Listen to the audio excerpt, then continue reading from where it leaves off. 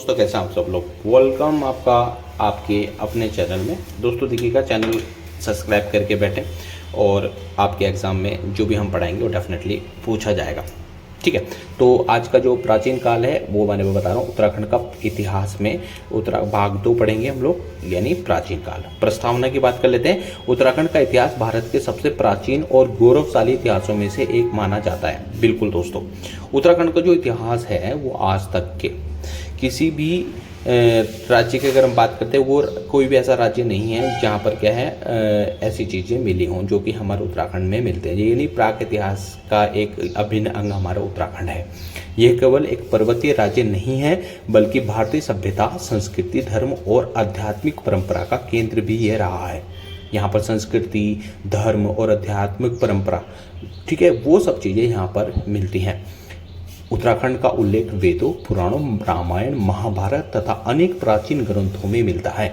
जी हाँ दोस्तों, उत्तराखंड का जो उल्लेख है वो वेदों में मिलता है, पुराणों में मिलता है, रामायण में, महाभारत तथा अनेक प्राचीन ग्रंथों में इसका उल्लेख मिलता है। यहाँ के पर्वत, नदियाँ, वन और तीर्थ स्थल जो हमारे हैं हजारों वर्षों से ऋषि मुनियों का तपस्थली रहा है। यानी यहाँ पर हजारों लाखों सालों से यहाँ पर तप होते आए हैं, तपों की भूमि है। ठीक है, इसी कारण उत्तराखंड को देवभूमि भी कहा जाता है। माना जाता है कि अनेक ऋषियों ने यहाँ तपस्या की और अनेक धार्मिक ग्रंथों की रचना भी इसी क्षेत्र में की गई थी। ठीक है दोस्तों, बद्रीनाथ, केदारनाथ, गंगोत्री, यमुनोत्री, ये तीर्थ हैं हमारे तीर्थ कितने? 4 तीर्थ हैं। ठीक है, बद्रीनाथ, केदारनाथ, गंगोत्री और यमुनोत्री जैसे तीर्थ आज भी गौरवशाली परंपरा के प्रतीक हैं। ठीक है, तो ये हमारा एक इसका क्या है इंट्रोडक्शन है, आप लोग समझ लीजिएगा। उत्तराखंड की जो स्थापना है ये हम लोगों ने पढ़ा चुके हैं। ठीक है, तो जितनी भी चीज़ें हैं, बद्रीनाथ, केदारनाथ, गंगोत्री, यमुनोत्री जैसे जो तीर्थ हैं आज भी गौरवशाली परंपरा के प्रतीक हैं। दोस्तों, हम उत्तराखंड का जो हमारा नाम है यानी प्राचीन नाम, उसके बारे में थोड़ी सी डिस्कस करेंगे, यानी चर्चा करेंगे। यानी जो डिस्कस है वो इम्पोर्टेंट है, ध्यान रखना। क्या था? प्राचीन समय में उत्तराखंड को आज के नाम से नहीं जाना था। जो आज का जो नाम है उत्तराखंड कहते हैं या उत्तरांचल कहते हैं, तब ये नहीं होता था। विभिन्न धार्मिक ग्रंथों और पुराणों में इसके अलग अलग नाम मिल जाते हैं। जैसे नाम के बारे में बात करते हैं, केदारनाथ, मानसखंड, आपको पता है कुमाऊं और गढ़वाल का नाम है ये। हिमवंत, अगर हम बात करते हैं बौद्ध धर्म की, तो वहाँ पर ये हिमवंत नाम दिया गया। पूछता है कि हिमवंत किस धर्म में हमारा उत्तराखंड का नाम रखा गया, तो याद आप लिख लीजिएगा, ये आपका सीधा होगा बौद्ध धर्म में। उत्तरापथ और देवभूमि ने मैंने आपको बताया था उत्तर की ओर स्थित वाला पथ, यानी उत्तर की ओर स्थित ये उत्तरापथ है। केदारखंड के बारे में थोड़ा सा मैं नोट्स बनाया, इसको देखिएगा। केदारखंड वर्तमान गढ़वाल क्षेत्र का प्राचीन नाम था, जबकि मानसखंड वर्तमान कुमाऊं क्षेत्र का प्राचीन नाम माना जाता है। ठीक है, तो ये आप लोगों ने लर्न कर लेना।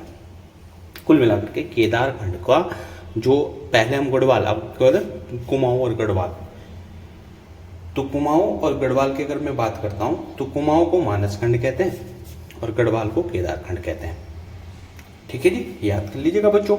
ओके, अच्छा, वेदों और पुराणों में उत्तराखंड का क्या महत्व है? ठीक है, वेदों और पुराणों में उत्तराखंड का क्या महत्व, देखो क्या है।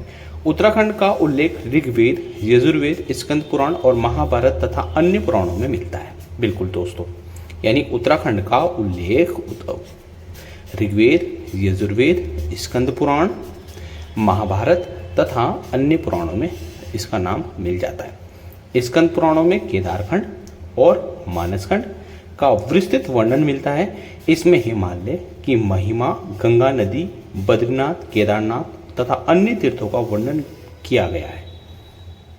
ठीक है भाई, तो ये हमने याद करना है। इसके बाद इम्पोर्टेंट ये देखेंगे भाई, थोड़ा सा मेहनत करेंगे तो डेफिनेटली सिलेक्शन आ जाएगा, कोई इसमें बड़ी बात नहीं है।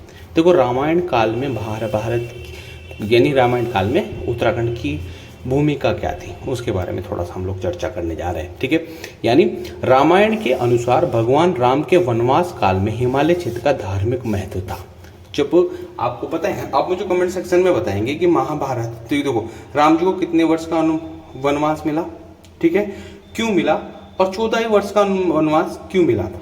ठीक है, तो ये मैंने आपको बता दिया। अब देखो, ऋषि मुनियों के अनेक आश्रम उत्तराखंड के वनों में स्थित हैं। यानी दोस्तों कहते हैं ना, उत्तराखंड में अनेक आश्रम हैं। ऋषि मुनियों के जो आश्रम थे यहाँ पर स्थित थे।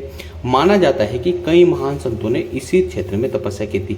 माना जाता है क्या? आप आ जाओ, एक बार देख लो उत्तराखंड, देखो जाओ, आपको सब पता चल जाएगा। इसी प्रकार महाभारत काल में उत्तराखंड, महाभारत के अनुसार पांडव युद्ध के बाद अपने पापों का प्रायश्चित करने के लिए हिमालय में आए थे।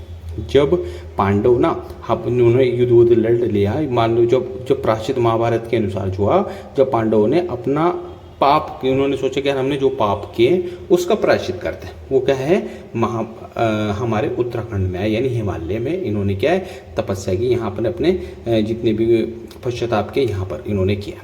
अब देखो, आगे चलकर बद्रीनाथ और स्वर्गारोहिणी की ओर इन्होंने प्रस्थान किया था। अब पूछेगा स्वर्गारोहिणी पर्वत कहाँ है, तो आप याद टिक मार दीजिएगा। जो स्वर्गारोहिणी पर्वत है वो उत्तरकाशी जिले में है। देखो, स्वर्गारोहिणी पर्वत उत्तराखंड के उत्तरकाशी जिले में स्थित माना जाता है और इसे पांडवों के अंतिम मार्ग से जोड़ा जाता है। ठीक, अच्छा, स्वर्णारोहिणी ध्यान रखना, स्वर्गारोहिणी जो पर्वत है वही उत्तरकाशी में है जी। ऋषि मुनियों की तपोभूमि हमारे उत्तराखंड रही है, आपको पता ही है। देखो, प्राचीन काल में उत्तराखंड अनेक महान ऋषियों तथा की तपोभूमि रही है। इन्होंने यहाँ तपस्या की है। ठीक है, ऋषि मुनियों की तपोभूमि के बारे में हम थोड़ी सी चर्चा करेंगे। ठीक है, प्राचीन काल में उत्तराखंड अनेक महान ऋषियों की तपस्थली रही है। इसमें प्रमुख कौन कौन थे? महर्षि व्यास थे, महर्षि वशिष्ठ थे, महर्षि कर्ण थे, महर्षि अगस्त्य थे, महर्षि पराशर थे। ठीक है, ये आप लोगों ने ध्यान से याद करना है। ठीक है, वैसे एग्जाम में पूछेगा तो नहीं, लेकिन आपके नॉलेज के लिए इंपॉर्टेंट है। कौन से? महर्षि व्यास, महर्षि वशिष्ठ, महर्षि कर्ण, महर्षि अगस्त्य और महर्षि पराशर। इन्हीं ऋषियों के कारण उत्तराखंड को तपोभूमि कहते हैं। इन्हीं ऋषियों के कारण हमारे उत्तराखंड को तपोभूमि भी कहते हैं। ठीक, चलिए आगे बढ़ते हैं। गंगा और यमुना का धार्मिक महत्व क्या है हमारे उत्तराखंड में? देखो, उत्तराखंड में दो महान नदियों का उद्गम होता है, गंगा तथा यमुना। ठीक है, गंगा जो निकलती है और कहाँ चलते हैं? सुंदरवन डेल्टा में चली जाती है। यानी आपको बताएं, गंगोत्री ग्लेशियर से गंगा निकलती गौमुख से, जिसे आप कहते हैं, और सुंदरवन डेल्टा में चले जाती है। तो ये 2525 किलोमीटर, यानी गौमुख से यहाँ पर है। अब गौमुख से भी बहुत ऊपर निकल रही नदी। ठीक है, गंगा नदी का उद्गम होता है और ये सुंदरवन डेल्टा है। तो सुंदरवन जो डेल्टा है, ठीक है, वहां तक, अभी सुंदरवन डेल्टा आप मुझे बताएंगे कहाँ पर पड़ता, कौन से देश में है। भागीरथी नदी के बारे में थोड़ा सा हम बात करें, यानी गंगा की बात कर लेते हैं। भागीरथी नदी का उद्गम गंगोत्री ग्लेशियर गौमुख से होता है। यमुना नदी, ये भी देख लेते हैं। यमुना नदी का उद्गम यमुनोत्री से होता है दोस्तों। यमुना नदी आपको पता है यमुनोत्री से होता है। इन दोनों नदियों का भारतीय संस्कृति में अत्यंत महत्वपूर्ण स्थान है। ठीक है, तो ये हमारी 2 क्लासेस खत्म हो गई। ठीक है, फर्स्ट क्लास और सेकंड क्लास। आप लोगों ने बने रहना है और अच्छे से तैयारी करनी है और डेफिनेटली वी विल सिलेक्शन हमारा होना ही होना है। ठीक है, चलिए, थैंक यू सो मच। जय हिंद, जय भारत दोस्तों। चैनल सब्सक्राइब जरूर कर लेना बच्चों।